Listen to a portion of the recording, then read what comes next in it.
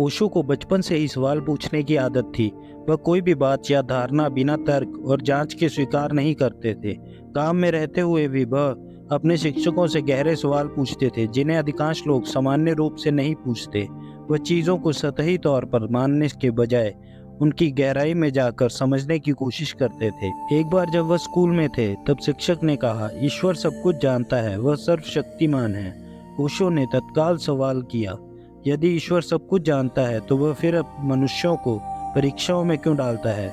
क्या वह पहले से नहीं जानता कि मनुष्य क्या करेगा? यह सवाल सुनकर शिक्षक चुप रह गए, क्योंकि उनके पास इसका कोई स्पष्ट उत्तर नहीं था। इस तरह के सवाल ओशो के जीवन के हर चरण में आते रहे और उन्हें समाज में एक विशेष जगह दिलाई, लेकिन इसके साथ ही वह विवादों का कारण भी बने। उसी क्रम में जब उन्होंने गांव में आयोजित एक धार्मिक सभा में भाग लिया, तो वहां एक प्रसिद्ध संत आए हुए थे। वह संत गांव के आदर्श के रूप में जाने जाते थे और उनके प्रवचन को सुनने के लिए सैकड़ों लोग इकट्ठा होते थे। संत ने प्रवचन में ध्यान और साधना की महिमा पर जोर दिया।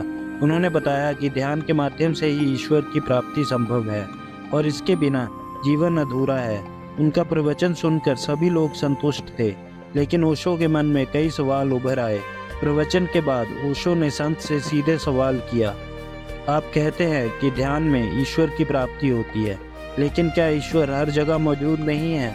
अगर वह हर जगह है तो हमें उसे खोजने के लिए ध्यान क्यों करना पड़ता है? संत इस सवाल से कुछ असहज हो गए, लेकिन उन्होंने जवाब दिया, ईश्वर को अनुभव करने के लिए ध्यान आवश्यक है। इस पर ओशो ने दूसरा सवाल किया, अगर ईश्वर सर्वज्ञ और सर्वशक्तिमान है तो क्या उसे जानने के लिए किसी विशेष विधि की आवश्यकता है? क्या हर व्यक्ति का ध्यान करने का तरीका अलग नहीं होना चाहिए? अब संत थोड़ा क्रोधित हो गए और बोले, तुम बहुत छोटे हो, तुम्हें इन बातों को समझने में समय लगेगा।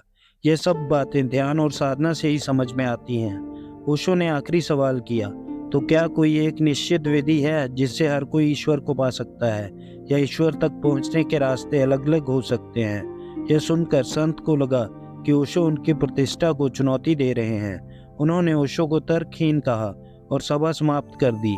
यह घटना ओशो के जीवन का महत्वपूर्ण मोड़ साबित हुई, क्योंकि यही से उन्होंने पारंपरिक धार्मिक मान्यताओं को चुनौती देने का निर्णय लिया। इस घटना का ओशो पर गहरा प्रभाव पड़ा। उन्होंने महसूस किया कि धर्म और साधना को किसी एक ढांचे में बांधना गलत है। ईश्वर तक पहुंचने का कोई एक ही तरीका नहीं हो सकता। इस घटना के बाद ओशो ने अपने परिवार और समाज में धार्मिक रीति रिवाजों को पूरी तरह से नकार दिया और अपना ध्यान स्वयं की आंतरिक यात्रा पर केंद्रित किया। उन्होंने महसूस किया कि सच्ची आध्यात्मिकता बाहरी अनुष्ठानों और परंपराओं में नहीं, बल्कि आत्म खोज में है। यह घटना उनके भीतर स्वतंत्रता की चेतना जागृत करने के कारण बनी। उन्होंने देखा कि जिस समाज में वह रह रहे हैं, वहाँ लोग आंख बंद करके पुरानी परंपराओं का पालन कर रहे थे, बिना यह सोचे कि वह सही है या नहीं। ओशो का मानना था कि व्यक्ति को किसी भी विचारधारा या धर्म को बिना सवाल किए नहीं मानना चाहिए, बल्कि उसे अपने अनुभव के आधार पर सत्य को समझने का प्रयास करना चाहिए। इसके बाद ओशो ने ध्यान के विभिन्न तरीकों पर शोध करना शुरू किया और उन्होंने खुद की ध्यान की विधि विकसित की, जिसे सक्रिय ध्यान कहा जाता है।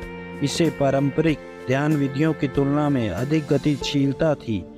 ओशो ने बताया कि केवल शांत बैठकर ध्यान करना हर किसी के लिए संभव नहीं है, इसलिए उन्होंने ऐसे तरीके विकसित किए जिनमें शारीरिक क्रियाएं भी शामिल हों, जैसे नृत्य, हंसी और क्रोध की अभिव्यक्ति, ताकि व्यक्ति अपनी ऊर्जा को बाहर निकाल सके और बाद में शांति को प्राप्त कर सके। ओशो ने जीवन में इसी विचारधारा का प्रचार किया और लाखों लोग उनके अनुयायी बने। उन्होंने कहा कि ध्यान की कोई एक विधि नहीं हो सकती।